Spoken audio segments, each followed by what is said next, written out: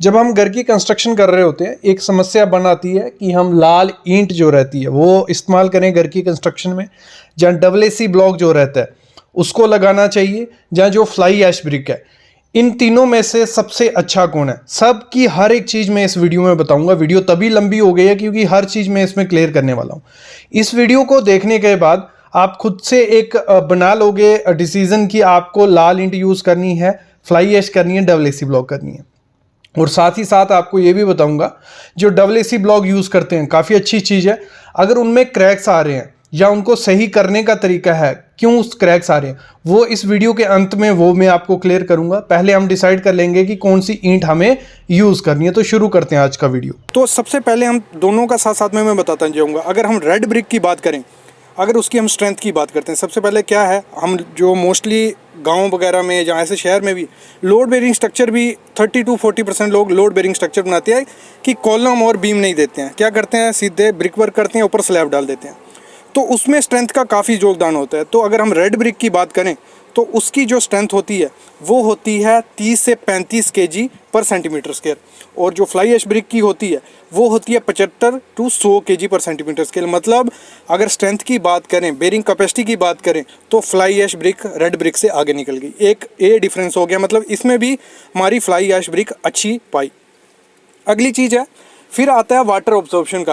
आपने देखा होगा दीवारों में डैम्पनेस आ जाती है, मतलब दीवारों में पपड़ी बनने लग पड़ती है। वो होता किससे? वाटर ऑब्जॉर्प्शन से। मतलब पानी, कोई भी बारिश हुई तो ईंटें क्या करती हैं, पानी सोखती हैं। अगर उनको अच्छे से पहले पानी नहीं पिलाया, क्यूरिंग नहीं की गई है, तो वो पानी सोखेंगी।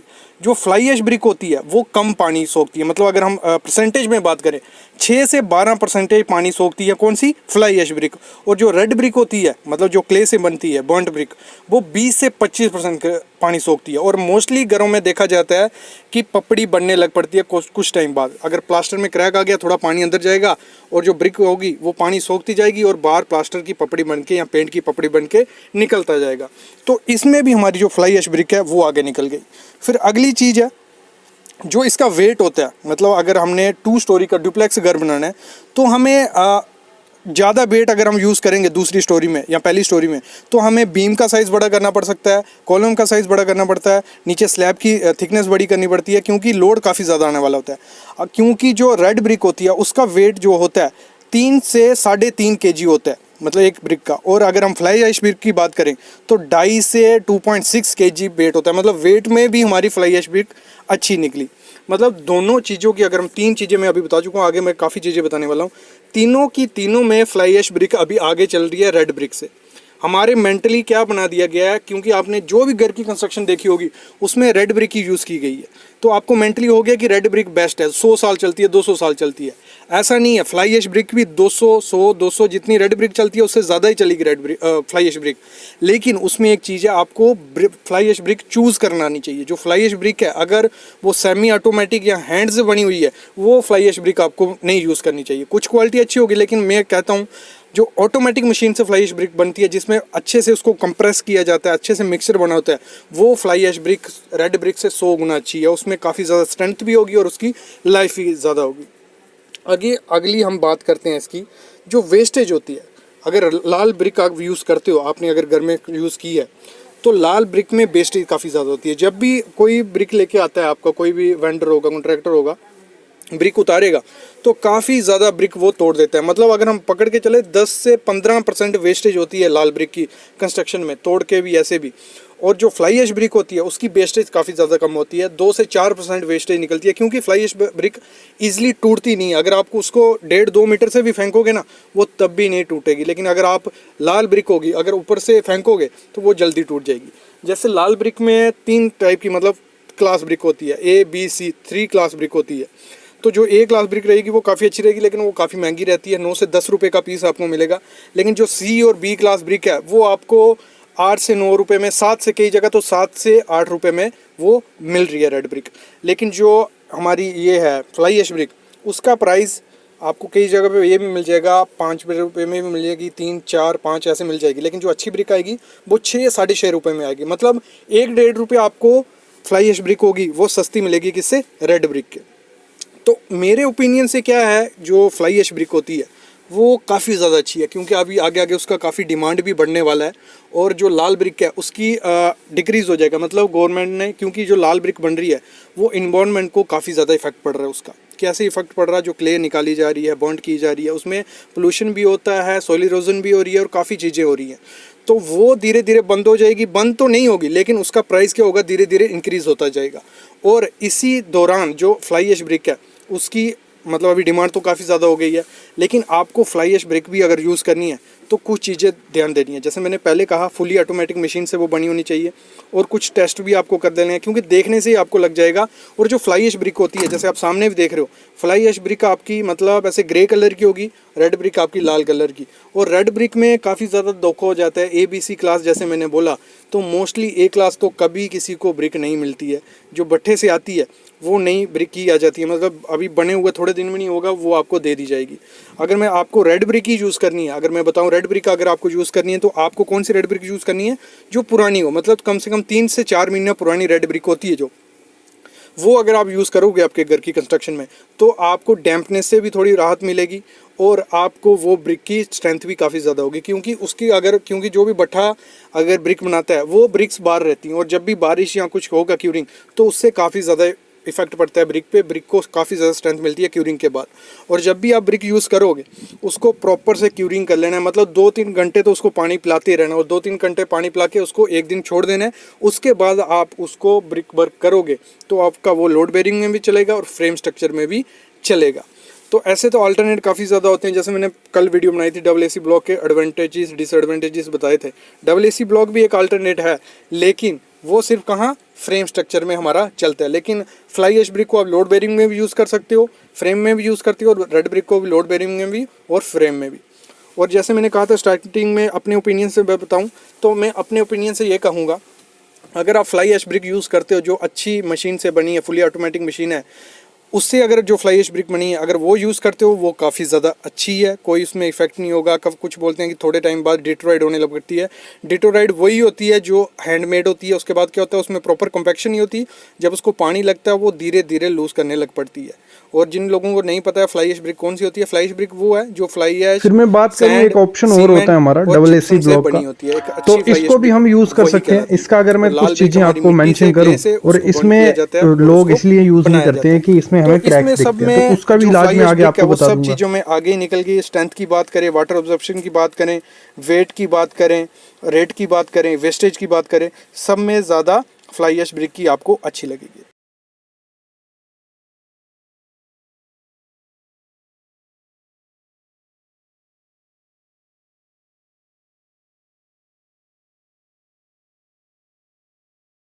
तीनों की अगर हम कॉस्ट की बात करें कि लगाने में कॉस्ट किसकी सबसे कम आती है, तो वो आती है सबसे कम लगाने में कॉस्ट आती है AAC ब्लॉक की, ठीक है। और उससे कम आती है फ्लाई ऐश ब्रिक की, और उससे महंगी आती है रेड ब्रिक की। मतलब इंस्टॉलेशन का, अगर हमें 1 M³ की दीवार बनानी है, लगा लो एक दीवार बनानी है, तो उसको पकड़ के चलो, जो AAC ब्लॉक का आपका खर्चा आएगा 2500 से 3000 रुपया खर्चा आएगा। लाल ईंट का खर्चा आएगा 3500 से 4000 रुपया खर्चा आएगा। और जो हमारी फ्लाई ऐश ब्रिक रहेगी 2000 से 2500 रुपया हमारा खर्च आएगा। और इसमें भी वैसे ही देखें, सीमेंट भी सबसे ज़्यादा कम AAC और फ्लाई ऐश में लगता है, रेड ब्रिक में सबसे ज़्यादा सीमेंट लगता है। अगर 2 बैग लगते हैं 1 M³ को दीवार बनाने में, 2 बैग लाल ईंट में लगेंगे और 1 बैग लगता है फ्लाई ऐश और AAC ब्लॉक में। तो ये हो गए इंस्टॉलेशन कास्ट। ऐसे अगर हम देखें तो हमें देखना क्या चीज़ होती है, मेन क्या चीज़ होती है, रेट। किसी भी घर में लगाने के लिए रेट और उसकी क्वालिटी, तो दोनों चीज़ें हमें फ्लाई ऐश में मिल रही हैं। रेट उसका पड़ता है, 1 ईंट पड़ती है हमें 4 से 6 रुपये में, हर स्टेट में अलग अलग सिस्टम है, हर रेट अलग है। 4 से 6 रुपये में पड़ेगी। लाल ईंट हमें पड़ेगी 7 से 8 रुपये में, 6 रुपये में मिल जाएगी लेकिन थर्ड क्लास क्वालिटी की आपको मिलेगी। और 4 से 6 रुपये में हमें फ्लाई ऐश ब्रिक मिल जाएगी, और उसकी स्ट्रेंथ इतनी है कि वो लोड बेरिंग स्ट्रक्चर में अच्छे से लोड बेयर कर पाए। क्योंकि अगर मैं दोनों का कंपैरिजन करूं, लाल ब्रिक और उसका, लाल ईंट की बेरिंग कैपेसिटी सिर्फ कितनी है, 30 से 35 kg पर सेंटीमीटर स्क्वायर, और वहीं फ्लाई ऐश की बेरिंग कैपेसिटी कितनी है, 90 से 100 kg पर सेंटीमीटर स्क्वायर। मतलब उससे 3 गुना ज़्यादा बेरिंग कैपेसिटी किसकी है, फ्लाई ऐश की, ठीक है। और अगर इसकी हम सीपेज की बात करें, अगर इंडिया घर में देखा होगा आपके, हर घर में क्या होता है, प्रॉब्लम क्या रहती है, सीपेज मतलब सीलन दिख रही होती है दीवारों में। अगर आप यूज़ करते हो फ्लाई ऐश की ब्रिक तो आपको सीलन से भी निजात मिलेगी। मतलब उसमें सीपेज वाटर ऑब्जॉर्वेशन बहुत ज़्यादा कम होता है as compare to red brick. मतलब अगर परसेंटेज की बात करें, 6 से 12% अगर सीपेज मतलब फ्लाई ऐश में होता है, वैसे ही उसमें अगर हम रेड ब्रिक में बात करें 15 से 20% पानी अंदर एब्जॉर्प्शन करती है फ्लाई ऐश रेड ब्रिक। और फ्लाई ऐश ब्रिक की वेस्टेज भी बहुत ज़्यादा कम है। अगर कंपेयर करें हम लाल ब्रिक के हिसाब से, अगर उसमें वेस्टेज होती है 6 से 10%, इसमें 2 से 5% सिर्फ वेस्टेज देखी जाती है। मतलब इतनी ईंट वेस्टेज नहीं होती है और डायरेक्ट आप गाड़ी में से पूरी गाड़ी मतलब एक साथ उड़ा सकते हो। लेकिन उसमें क्या होता है, आपको जो ट्रांसपोर्टेशन का खर्चा पड़ता है, लेबर लगती है ब्रिक आराम से उतारने के लिए। क्योंकि अगर वो कोई भी ब्रिक लेके आएगा, वो बोलता है कि हम डायरेक्ट उतारेंगे तो हमारा कॉस्ट कम पड़ेगा, तो आपको कॉस्ट नहीं देना पड़ेगा, हम डायरेक्ट उतार के चले जाएंगे। लेकिन अगर आपको एक एक ईंट उतारनी है तो लेबर कॉस्ट आपको देना पड़ेगा। लेकिन फ्लाई ऐश में ऐसा कुछ नहीं है, आप डायरेक्ट डंप कर सकते हो, उसमें भी कोई दिक्कत नहीं आपको आएगी। एक चीज़ आपको हमेशा ध्यान देनी है, जब भी आप फ्लाई ऐश ब्रिक लगाओ, उसमें जो फ्रॉग होता है, सामने आप पिक देख रहे हो, फ्रॉग दिख रहा है, क्या होता है, फ्रॉग होता है ब्रिक में। ये फ्रॉग होना ही होना चाहिए फ्लाई ऐश ब्रिक में। काफ़ी ज़्यादा कंपनीज ऐसी हैं जो ऑटोमेटिक मशीन नहीं यूज़ करती हैं, मैनुअली फ्लाई ऐश ब्रिक बनाती हैं। उसमें क्या करते हैं वो, उसमें इतना फ्रॉग नहीं रखते, टेम्पररी उसमें कंपैक्शन भी अच्छी नहीं होती, वो ब्रिक अच्छी नहीं होती है। मैं कभी नहीं कहूँगा जो ब्रिक मैनुअली बनाई गई हो फ्लाई ऐश ब्रिक, वो कभी भी आपको अपने घर में यूज़ नहीं करनी है। जो ऑटोमेटिक मशीन से फ्लाई ऐश ब्रिक बनी हो वो बेस्ट ब्रिक है घर के लिए। तो हमेशा आपको ध्यान रखना है कि फ्रॉग जो होगा उसका वो प्रॉपर वे से उसमें बना होना चाहिए। मतलब 4 इंच बाय 1 इंच उसकी गहराई और चौड़ाई होनी चाहिए 2 इंच। ये चीज़ आपको हमेशा ध्यान देनी है कि फ्रॉग प्रॉपर से हो। फ्रॉग का क्या महत्व है इसमें, देखो क्या है, जब भी आप उसमें लोड बेरिंग स्ट्रक्चर बनाओगे फ्लाई ऐश से, तो जो बाई चांस इन फ्यूचर अगर अर्थक्वेक आया, जो हॉरिजॉन्टल फोर्स लगी, कोई बहुत ज़्यादा तूफान चला, ऐसे तूफान से तो इतना इफेक्ट नहीं, विंड लोड तो इतना ज़्यादा नहीं आता है इंडिया में कई जगहों पे, लेकिन उसमें हॉरिजॉन्टल उसको स्ट्रेंथ कहाँ से मिलती है, एंकरेज कहाँ से मिलती है, अगर उसका फ्रॉग हो, उसमें अच्छे से मतलब बॉन्ड बनी होगी दूसरी ब्रिक के साथ, अंदर मोटार गई होगी, तो वो एक अच्छी चीज़ है अगर उसमें फ्रॉग होगा। अगर उसमें फ्रॉग नहीं होगा तो वो विंड लोड या हॉरिजॉन्टल लोड स्ट्रेस नहीं बिहेव कर पाएगा अच्छे से। अगर वो फ्रेम स्ट्रक्चर है तो कोई दिक्कत नहीं है, वो फ्रॉग छोटा भी होगा चलेगा। इसीलिए मैं बोलता हूँ जब भी आप डबल AC ब्लॉक यूज़ करने हैं तो उसमें आपका फ्रेम स्ट्रक्चर होना ही होना कंपलसरी है। लोड बेरिंग स्ट्रक्चर में कभी भी आपको डबल AC ब्लॉक नहीं यूज़ करना है, ये हमेशा ध्यान रखना। अगर हम पूरी वीडियो का निचोड़ निकालें तो मतलब ये है कि आपको फ्लाई ऐश ब्रिक यूज़ करो, कोई दिक्कत नहीं है उसमें। एक तो उसकी कॉस्ट भी अच्छी है, उसकी क्वालिटी भी अच्छी है, उसकी लाइफ भी अच्छी है। काफ़ी कमेंट आते हैं सर इसकी लाइफ अच्छी नहीं है, मतलब as compare to red brick. नहीं, ऐसा कुछ नहीं है, इसकी भी काफ़ी अच्छी लाइफ है, आप इसको यूज़ कर सकते हो। इसका तो प्राइस भी अच्छा है, लाइफ भी अच्छी है, तो इसमें कोई दिक्कत नहीं है। और एक क्वेश्चन पूछा जाता है सर डबल AC ब्लॉक में थोड़े 3-4 महीने बाद क्या होता है, क्रैक पड़ जाते हैं। अगर आप प्रॉपर वे से ग्रूव बनाओगे, सामने आप ग्रूव देख रहे हो, ये होता है ग्रूव, अगर इसको ग्रूव आज प्रॉपर वे से करोगे तो उसमें प्लास्टर अच्छे तरीके से चिपकेगा, तो क्रैक के भी समस्या काफ़ी कम हो जाती है, तो आपको कोई दिक्कत नहीं है। और एक चीज़ और है, अगर डबल AC ब्लॉक यूज़ करते हो तो उसमें आपका प्लास्टर का खर्चा भी कम हो जाएगा। ऐसे 20 mm आपको प्लास्टर आता ही आता है अगर लाल ईंट यूज़ करोगे तो।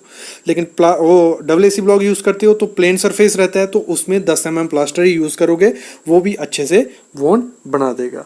और डबल AC ब्लॉक यूज़ करने का मैं वही बोलूँगा, जैसे मैंने बोला, जहाँ आपका फ्रेम स्ट्रक्चर होगा वहीं डबल AC ब्लॉक यूज़ करने हैं। डबल AC ब्लॉक वहाँ यूज़ कर सकते हो, नीचे आप क्या करो, मतलब फ्लाई ऐश ब्रिक यूज़ करते हो, 2-3 स्टोरी की अगर प्लानिंग है, नीचे double AC fly ash use करो, ऊपर आप डबल AC ब्लॉक यूज़ कर लो, कोई दिक्कत नहीं है। एक तो उनका लोड भी कम होगा, इंस्टॉलेशन कास्ट भी कम होगी, और वो बेस्ट है 2nd-3rd फ्लोर के लिए। नीचे आप फ्लाई ऐश ईंट यूज़ करो। और मैं कहूँगा एक चीज़ आपको देखनी भी चाहिए, अभी क्या है, इन्वायरमेंट को इफेक्ट पड़ रहा है रेड ब्रिक से। क्या होता है, उसके लिए क्ले काफ़ी यूज़ होती है, क्ले काफ़ी जगहों से क्ले लाई जा रही है, खड्डे बनते जा रहे हैं, तो एक लेयर ख़त्म होती जा रही है अर्थ की। तो उसको देख के भी आपको एक इनिशिएटिव लेना चाहिए कि हम फ्लाई ऐश ब्रिक यूज़ करते हैं, क्योंकि काफ़ी मिथ्स हैं, काफ़ी इसकी फ्लाई ऐश की तरफ फेकपन फैलाया गया है कि उसकी स्ट्रेंथ अच्छी नहीं है, उसकी बॉन्ड अच्छी नहीं बनती है, और उसकी मेनली जो मैंने सुना है कमेंट में, उसकी लाइफ अच्छी नहीं है। ऐसा कुछ नहीं है, काफ़ी अच्छी ब्रिक होती है फ्लाई ऐश ब्रिक, आप यूज़ करो और मैं उसकी गारंटी देता हूँ कुछ उसमें दिक्कत नहीं आएगी फ्यूचर में। लेकिन कुछ प्रॉपर चीज़ें आपको केयर करनी पड़ती है, जैसे मैंने फ्रॉक के बारे में बताया कि फ्रॉक प्रॉपर वे से करना है, और जो जो चीज़ें अब मैं पहले बता चुका हूँ आपको, वो अगर आप अच्छे से करोगे तो ऐसे फ्यूचर में कोई दिक्कत नहीं आएगी। जो भी हम डबल एसी ब्लॉक से ब्रिक वर्क वो करते हैं, मतलब उसकी वॉल करते हैं, उसमें काफ़ी ज़्यादा क्रैक्स देखने को मिलते हैं। और रीज़न क्या है, क्यों क्रैक्स आते हैं, और डबल एसी ब्लॉक हमें यूज़ करने चाहिए या नहीं करने चाहिए। हमने आप जो क्लिप्स देख रहे हो, एक मेरे फ्रेंड ने ये भेजी है, अभी रिसेंटली उसका घर बना है और उसमें डबल एसी ब्लॉक यूज़ किया गया है और उसमें क्रैक देखने को मिल रहे हैं। और ये जो क्रैक्स देख रहे हो आप, छोटे छोटे, मतलब 1 mm से भी छोटे क्रैक्स हैं, ये क्या रिस्की हैं घर के लिए? नहीं, ये ज़्यादा रिस्की नहीं होते। अगर ऐसे क्रैक्स आपको आपके घर में दिखते हैं तो इतना डरने की ज़रूरत नहीं है, ये क्रैक्स नॉर्मल है। ये श्रिंकेज कॉन्ट्रैक्शन क्रैक्स होते हैं, इतने तो आते ही हैं। डबल एसी ब्लॉक में भी आ जाएंगे और ऐसे प्लास्टर करवाओगे उसमें भी आ जाएंगे। कोई भी ब्रिक यूज़ करोगे, बर्न्ड क्ले ब्रिक करोगे या फ्लाई ऐश ब्रिक करोगे, उसमें देखने को मिलेंगे। लेकिन एक चीज़ मैं आपको कह दूं, आपको डबल एसी ब्लॉक वहाँ कभी यूज़ नहीं करना है, कहाँ पे, जहाँ आपका लोड बेरिंग स्ट्रक्चर हो। मतलब कॉलम और बीम के बिना अगर आप घर बना रहे हो, वहाँ कभी भी डबल एसी ब्लॉक यूज़ मत करना। ये मैं आपको वार्निंग देता हूँ, क्योंकि आपको उसमें क्रैक्स देखने को मिलेंगे और आपका घर गिर भी सकता है। तो डबल एसी ब्लॉक हमेशा आपको कहाँ यूज़ करने हैं, वो करने हैं आपको यहाँ आपका फ्रेम स्ट्रक्चर हो, जहाँ आप कॉलम कर रहे हो, बीम कर रहे हो, उधर आपको डबल एसी ब्लॉक यूज़ करने हैं।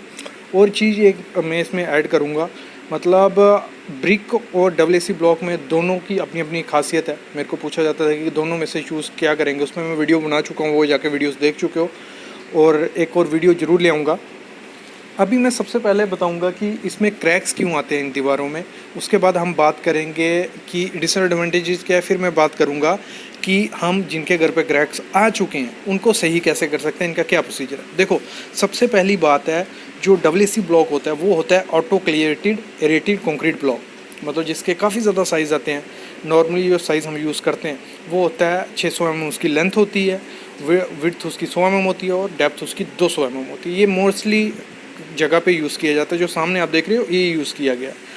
और इसमें जो क्रैक्स आने का रीज़न, एक सबसे पहला रीज़न ये बनता है कि जब इसकी प्रोडक्शन होती है, जब ये बनाया जाता है, उसके अगर प्रोडक्शन के 15 से 16 डेज़ में दे दिया जाए आपको, तो उसमें क्रैक्स आने के चांसेस काफ़ी ज़्यादा होते हैं। और काफ़ी ज़्यादा वेंडर्स यही करते हैं कि वेट नहीं करते हैं, उसको ड्राई नहीं करते हैं और डायरेक्ट बेच देते हैं। मतलब इसका प्रोसेस क्या होता है, इसको कम से कम देखो, जैसे ये ऑटोक्लेवेटर में से निकलता है, उसको 28 दिन क्यूरिंग की जाती है, फिर उसको 15 दिन ड्राई होने के लिए रखना पड़ता है। उसके बाद इसका ट्रांसपोर्टेशन करके यूज़ कर सकते हो। लेकिन क्या होता क्या है, मतलब उसके क्यूरिंग भी नहीं की जाती है और ड्राइव नहीं किया जाता है, और सीधा वो साइड पे भेज दिया जाता है। जब वो डबल एसी ब्लॉक आप यूज़ करोगे तो उसमें कंट्रैक्शन भी होती है, एक्सपेंशन भी होती है, दीवार में ही होगी। उस वजह से क्या होता है, उसको जगह नहीं मिलती है कॉन्ट्रैक्ट को एक्सपेंड होने के लिए, तो वो बीच से फटने लग पड़ता है, मतलब क्रैक आने लग पड़ते हैं। ये मोस्टली रीज़न देखा जाता है डबल एसी ब्लॉक की दीवारों में क्रैक आने का। दूसरी चीज़ इसमें क्या है, कई जगह इसको यूज़ कर देते हैं वहाँ लोड बेरिंग स्ट्रक्चर के लिए। इसको कैसे यूज़ करते हैं, विंडो के ऊपर या दरवाजे के ऊपर या कैंटिलीवर में, तो ये इतना लोड बेयर नहीं कर सकता। इसका जो लोड बेरिंग कैपेसिटी है वो 4 न्यूटन पर mm स्क्वायर है, तो ब्रिक से काफ़ी ज़्यादा कम है, मतलब ब्रिक से आधा लगा लो, क्योंकि ब्रिक की जो बेरिंग कैपेसिटी है वो 7 से 8 है न्यूटन पर mm स्क्वायर। तो इसको ऐसी जगह कभी यूज़ नहीं मत करो, यहाँ कटआउट्स होते हैं, कटआउट के ऊपर मत यूज़ करो। वहाँ बैंड, कंक्रीट बैंड प्रोवाइड करवा लो, उसके ऊपर डबल एसी ब्लॉक आपको लगाने हैं। और इसको लोड बेरिंग, जैसे मैंने स्टार्टिंग में ही कहा, लोड बेरिंग स्ट्रक्चर है तो उधर मस्ट आपको ये यूज़ करना ही करना नहीं है। फ्रेम स्ट्रक्चर में आपको हमेशा यूज़ करना है। पहली चीज़ हमें पता चल गई क्रैक का क्या रीज़न होता है। दूसरी चीज़, क्रैक आने का रीज़न एक और हो जाता है, जैसे लेंथ अगर हम बड़ी बना देते हैं, मतलब अगर हाइट और लेंथ भी काफ़ी वो करती है इसमें मैटर।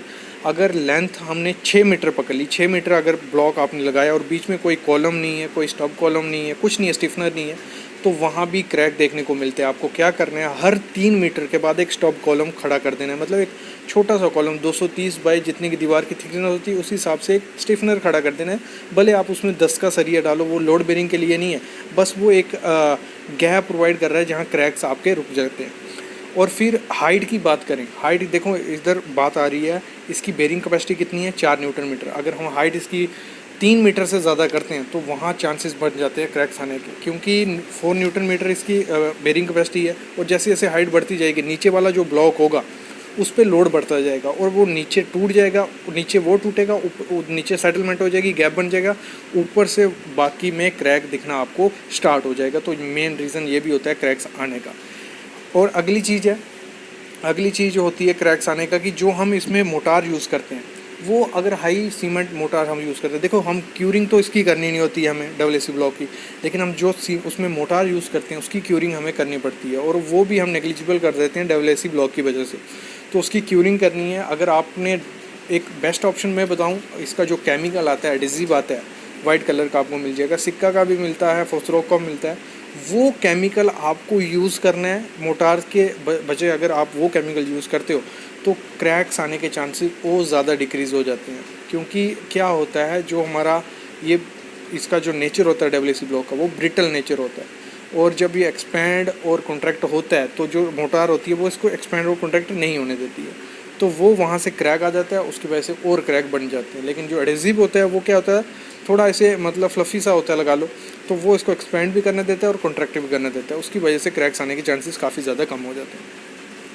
और एक और रीज़न होता है क्रैक्स आने के, जैसे आप स्टार्टिंग में वीडियो देखी, जो क्लिप्स देखी, उसमें क्यों क्रैक्स आए थे मेरे को एक आइडिया लगा। वो क्रैक्स आए क्योंकि जो कंक्रीट और डब्ल्यूएसी मतलब जहाँ जंक्शन बनते हैं, जहाँ बॉन्ड बनती है, मतलब एक कॉलम खड़ा है उसके साथ डब्ल्यूएसी ब्लॉक आपने स्टार्ट किया लगाना, वहाँ पे आपको वायर मैश लगानी है प्लास्टर से पहले। नहीं तो मोस्टली 80 to 90% चांसेस डब्ल्यूएसी ब्लॉक में क्रैक्स के कहाँ से होते हैं, यहाँ आप जो चिकन मैश रहती है, वायर मैश, वो अगर कंक्रीट और ब्लॉक का जहाँ जंक्शन बढ़ रहा है वहाँ अगर आप नहीं लगाते हो, वहाँ मोस्टली क्रैक्स आने के चांसेस काफ़ी ज़्यादा बढ़ जाते हैं। और आपको क्या करना है, जैसे सामने आप देख रहे हो कटआउट्स यहाँ हैं, वहाँ पे हमने कंक्रीट बैंड प्रोवाइड किया, उसके ऊपर हमने किया हुआ। और जहाँ कॉलम के साइड पे हम क्या कर रहे हैं, एक अच्छा सा हाई रिच सीमेंट का माल बना के उसको रफ करके फिर ब्लॉक वर्क किया जा रहा है। और जब दोनों का जॉइंट बन जाएगा, इधर हम जो चिकन मैश होती है, वायर मैश होती है, प्लास्टर से पहले वो लगा देंगे, उसके ऊपर हम प्लास्टर करेंगे, तो क्रैक्स के चांसेस और ज़्यादा डिक्रीज़ हो जाते हैं। तो मोस्टली यही रीज़न्स होते हैं जो क्रैक्स आते हैं आपके घर में। बाकी अगर सही करना है, हमें क्रैक्स आ गए हैं, डब्ल्यूएसी ब्लॉक यूज़ किया है तो वहाँ क्रैक्स आ गए हैं, तो हमें क्या करना चाहिए। तो उस जगह पे आपको क्या करना है, एक तो आप ग्राउटिंग कर सकते हो। अगर गैप काफ़ी ज़्यादा बड़े हैं तो उसमें जो इसकी डॉक्टर फिक्सी की ग्राउटिंग आती है, फॉस्फोरस की ग्राउटिंग आती है, वो करके ऊपर चिकन मैश मार दो और प्लास्टर कर दो। तो अगली एक और चीज़ है, अगर मतलब आपको ग्राउटिंग नहीं करना है तो जहाँ पे आपको क्रैक्स दिख रहे हैं वहाँ से प्लास्टर हटा के वहाँ वायर मैश, चिकन मैश जिसे हम बोलते हैं, वो लगा के उसके बाद आप उसके ऊपर प्लास्टर कर सकते हो। तो क्रैक्स थोड़े कम हो जाएंगे आना, क्योंकि एक उसको बॉन्ड मिल जाएगी, एक जॉइंट बन जाएगा, तो क्रैक्स आने के चांसेस काफ़ी ज़्यादा कम हो जाते हैं। बाकी आपको जब मटेरियल लेने जाना है, आपको वेंडर से मटेरियल टेस्टिंग सर्टिफिकेट जो रहता है डब्ल्यूएसी ब्लॉक का, कि वो उसको बने हुए कितने दिन हो गए, वो मस्ट आपको देखना है। आपको हमेशा 1.5 महीने पुराने जो डब्ल्यूएसी ब्लॉक होंगे वो आपको हमेशा यूज़ करना है। और कौन सी कंपनी के आपको यूज़ करने हैं, इस पर मैं वीडियो बना चुका हूँ, वो ज़रूर वीडियो देखो, आपको आइडिया लग जाएगा कौन की कंपनी के आपको यूज़ करने चाहिए। बाकी ये थी आज की वीडियो, जिसमें आपको डिसएडवांटेजेस भी पता चल गए डब्ल्यूएसी ब्लॉक के, क्या उसकी मतलब जो उसकी कंप्रेसिव स्ट्रेंथ है वो काफ़ी ज़्यादा कम है और उसमें कॉन्ट्रैक्शन एक्सपेंशन काफ़ी ज़्यादा देखी जाती है, ब्रिटल नेचर होता है। और भी कुछ चीज़ें ये डिसएडवांटेजेस हैं, लेकिन एक एडवांटेज ये है कि वो सस्ता पड़ता है। अगर आपको लोड बेरिंग स्ट्रक्चर बनाना है और प्रॉपर तरीके से आप डब्ल्यूएसी ब्लॉक यूज़ करते हो तो एक अच्छा मटेरियल है, अच्छा फायर रेजिस्टेंट है और मतलब साउंड प्रूफ है, काफ़ी अच्छी चीज़ें भी हैं इसकी। तो अगर लोड बेरिंग स्ट्रक्चर है तो आपको हमेशा फ्लाई ऐश ब्रिक या जो क्ले बॉन्ड ब्रिक रहती है वो ही आपको यूज़ करनी चाहिए। तो इसके रिलेटेड कोई भी क्वेश्चन होता है आप कमेंट करो, हम उसको रिप्लाई ज़रूर करेंगे। बाकी चैनल को सब्सक्राइब करके रखो और बेल आइकन ज़रूर दबा लो। Thank you guys.